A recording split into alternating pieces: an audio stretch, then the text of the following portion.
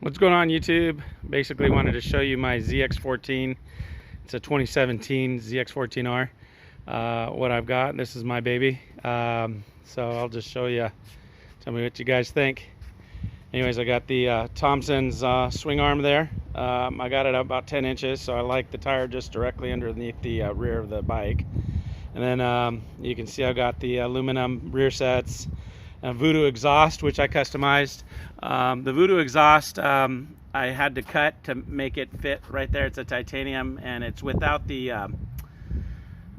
cats, so it's a catless exhaust system, and it's got the stock baffle in it. But anyhow, you can see I painted the bike here too. There was areas that were kind of like a matte black, so I went ahead and painted it.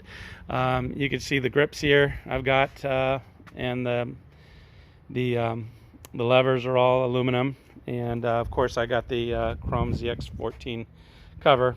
The rear is a stock rim with a stock tire, but chromed out, and then of course same with the front. I've got the sliders here, so God forbid I ever need them. And then you can see I've got the front spoke sliders. Who makes this? This is Yanasaki. Anyways, the Blue Shield. You can see the graphics that I have there. That's actually blue reflective stickers, so I actually just cut it out. And then I did the angel eyes here. I've got the LED changing lights on the inside for the demon eyes, and then I've got the programmable lights on the outside. So, and then these come on with high beam. I don't like them on always. They're pretty bright. It kind of takes away from what I'm doing. And then I've got the glow effects throughout the bikes. I've got actually 3 glow effects LED kits on this bike. And then of course I've got the power commander here, so I'll just show you the power commander.